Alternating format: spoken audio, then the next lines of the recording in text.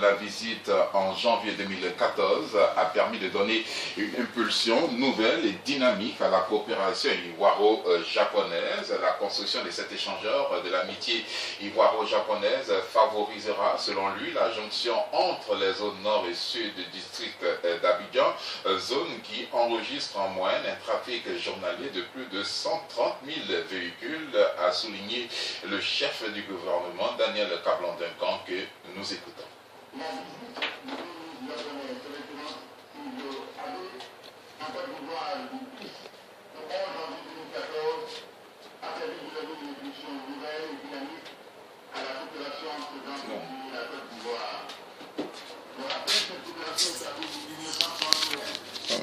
À notre micro, le Premier ministre Daniel Kablan-Duncan. Autre sujet à présent, la cérémonie de remise de dons initiée par le ministère de la Solidarité, de la Cohésion sociale et de l'indemnisation des victimes avec le PAM, Programme alimentaire mondial, s'inscrit dans le cadre de l'aide et de l'assistance aux personnes qui avaient occupé illicitement le parc national du Mont Péco, ainsi qu'aux populations des villages riverains qui éprouvent des difficultés du fait de la surpopulation. Présente à cette cérémonie, la ministre de la Solidarité, de la Cohésion sociale et de l'indemnisation des victimes affirme que le gouvernement entend mettre tout en œuvre pour venir en aide aux déplacés. C'est une cérémonie pour constater la situation post-évacuation du parc national de Montpeto. Les populations sont sorties à peu près 4 mois, donc nous venons nous enquérir des nouvelles pour savoir si tout va bien. On profite de cette situation pour recenser leurs besoins, mais aussi pour leur apporter à manger, aussi bien pour les personnes sorties du parc que pour les personnes qui les ont accueillis, pour participer à la cohésion sociale. Ce qui m'a marqué, c'est d'abord la cohésion, le rassemblement, le fait que plusieurs communautés vivent ensemble. C'est vrai, il y a un engagement, il y a un surpeuplement, mais ça se passe dans la convivialité, parce que nous souhaitons préserver la paix sociale dans la région en attendant que des solutions durables soient trouvées par le gouvernement. Grâce à Esther Kwasi, nous venons d'écouter la ministre de la Solidarité, de la Cohésion sociale et de l'indemnisation des victimes, Kone Mariatou. La représentante spéciale du secrétaire général de l'ONU en Côte d'Ivoire a quant à elle souligné l'engagement de son organisation à soutenir notre pays. Aïchato Mendaoudou. Je voudrais exprimer encore une fois l'engagement des Nations Unies à accompagner la Côte d'Ivoire dans la gestion de cette question d'exfiltrer du monde, soutenir aussi notre engagement à faire en sorte que des solutions durables soient trouvées. Les Nations Unies, à travers notamment le PAM, l'UNICEF, l'OMS, le Fonds des Nations Unies pour la population, continueront à accompagner la Côte d'Ivoire.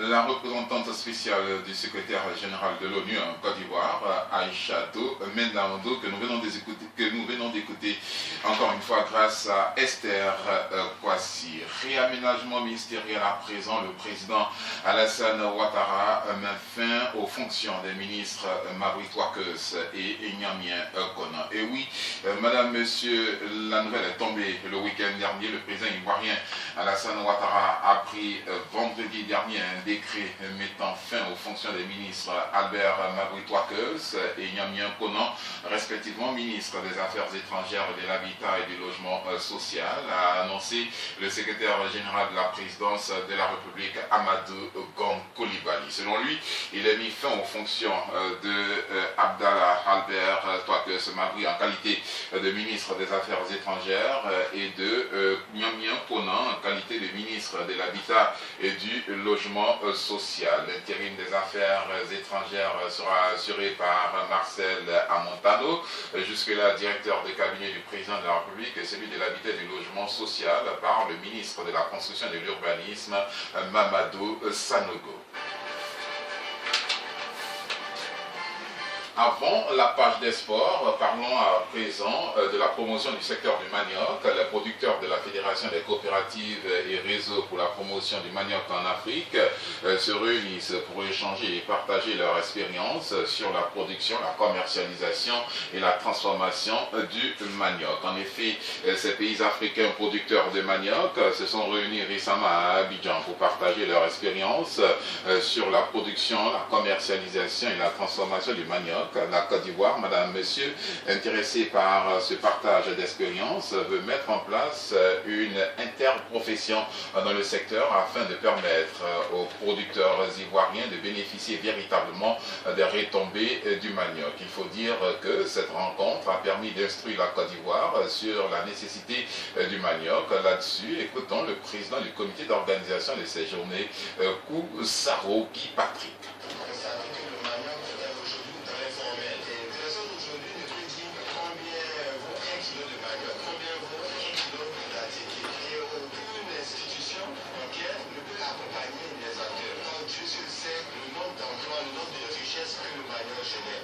Pour le ministre de l'Agriculture et du Développement rural, il faut encourager les agriculteurs du vivrier à se constituer en interprofession car ils pourront ainsi bénéficier du fruit de leurs efforts. Sangafoua Mamadou Koulibaly. Pratiquer aujourd'hui un tel produit fini dont le label a été déposé par le gouvernement. Maintenant, si le processus continue d'être amélioré, ça facilite la tâche aux grands paysans et il le faisait de manière manuelle, peut passer maintenant à un procédé semi-manuel. Pour mesurer l'importance de la filière manioc, dès qu'il y a la sécheresse et la demande croissante au niveau de la sous-région, vous avez vu la tension qu'il y a aussi d'intégrer sur le marché. Tout le monde l'a ressenti. Le ministre de l'Agriculture et du Développement rural, Sangafoua Koulibaly, notons qu'avec une production de plus de 5 millions de tonnes par an, le manioc vient au second plan des produits vivriers en Côte d'Ivoire. Après l'igname, il devance donc le riz. Voici qui nous conduit au journal des sports. Mais avant, merci à Esther Kwasi qui nous a rapporté tous ces éléments sonores, notamment de Koussaro Guy Patrick et du ministre Sangafoua Mamadou Koulibaly. À présent, le journal des sports avec Emegui. Emegui, bonjour. Bonjour Serviti, bonjour à tous. Comment vous allez? Ça va grâce à Dieu. 3 points à l'ordre du jour de ce journal des sports. Nous démarrons par la 22e édition de la Coupe d'Afrique des Nations de handball. La Côte d'Ivoire est présente. Et c'est au niveau des dames et ça commence ce lundi 28 novembre 2016 et prendra fin le 7 décembre prochain. Cette 22e édition de la Coupe d'Afrique des Nations de handball féminin se déroule à Luanda, dans la capitale angolaise. 10 équipes réparties en 2 pôles participent à ce sommet du handball féminin africain. Poule A, l'Angola, le pays organisateur accompagné de la RD Congo, du Cameroun, du Sénégal et de la Côte d'Ivoire. Poule B, l'Algérie, le Congo-Brazzaville, la Guinée-Conakry et la Tunisie détentrice du trophée. La Côte d'Ivoire ouvre le bal face au Sénégal.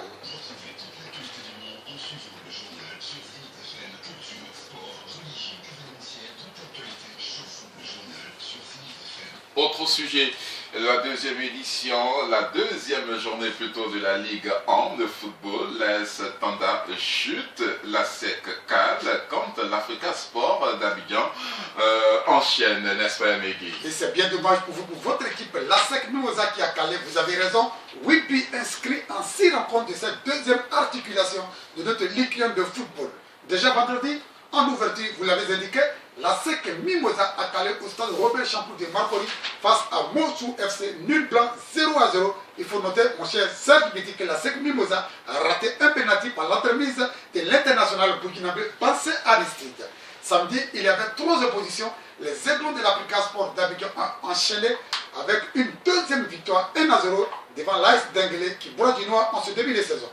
Au stade Ali Timité de Bondoukou, le champion sortant l'AS Tanda est tombé sur ses bases face aux militaires de la société Omnisport de l'armée, 1 but à 0. Au stade Auguste Denis de San Pedro, le diable des portiers a accouché d'un match nul 1-1 entre le CE Sport et le FC San Pedro.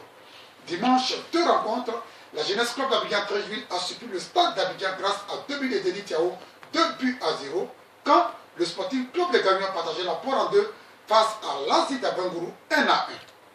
À la fin de l'opposition Africa Sport d'Abidjan contre l'AS Denguele, le coach de l'AS Denguele battu n'a pas reconnu son équipe et reconnaît la victoire de l'Africa Sport d'Abidjan. On écoute Chukwe Isaac.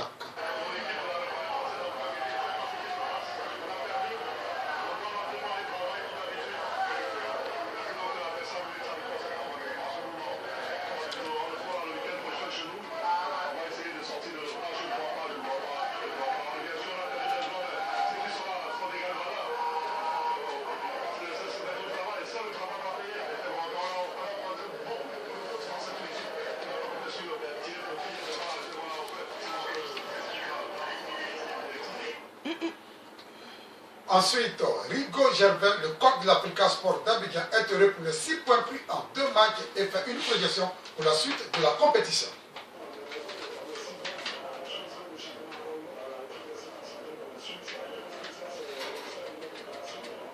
Ça passe bien là-bas? Ça passe bien l'élément sonore là? Ça passe bien dans ton casque? Hein? Ça passe bien dans ton casque? Ça passe bien. Ok, c'est ici alors. C'est le premier, il passe pas.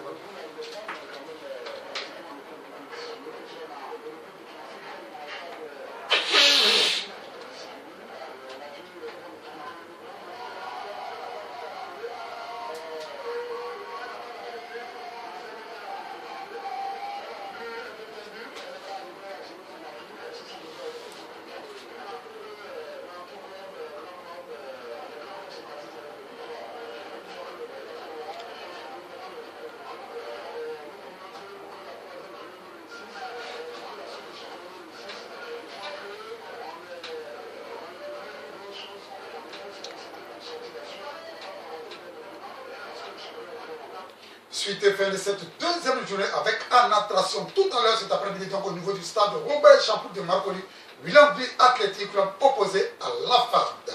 Merci. Merci Aimé pour toutes ces informations sportives. Bonne chance à la SEC d'Abidjan. Il nous reste encore un autre point. Il s'agit de la 7e édition du tournoi de l'UEMOA à Lomé au Togo. La Côte d'Ivoire débute par un nul. Initialement prévu pour 2014, le tournoi de l'intégration du trophée de l'Union économique monétaire ouest-africaine, UEMOA en abrégé, a été décalé en 2016 à cause de la propagation du virus d'Ebola. 8 pays participent à cette 7e édition qui se déroule à Lomé, dans la capitale togolaise, vous l'avez fait remarquer. Dans la poule A, on retrouve le Mali, le Niger, le pays organisateur, le Togo et la Côte d'Ivoire. Poule B, le Sénégal, le Burkina Faso, le Bénin et la Guinée-Bissau. Voici les résultats analysés lors de la première journée. Dans la poule A, Côte d'Ivoire 0, Niger 0. Le Mali a eu raison du Togo par 1 but à 0. Dans la poule B, le Sénégal a battu le Burkina Faso par 2 buts à 1. Quand la Guinée-Bissau est venue à bout du Bénin 1 à 0. Deuxième journée programmée pour ce jour. Il faut noter enfin pour terminer que ce sont les joueurs locaux qui participent à ce tournoi. La Côte d'Ivoire a présenté ses U20 pour préparer le 8e jeu de la francophonie dans la commune de Marcory. Est partie prenante, n'est-ce pas, Selbiti? Oui, avec la construction des 4000 logements qui doivent accueillir les athlètes. Ils seront logés donc dans l'enceinte de l'INJS de Marcory. Merci à Megui pour toutes ces informations sportives. Madame, Monsieur, le rappel de nos titres au pas de course.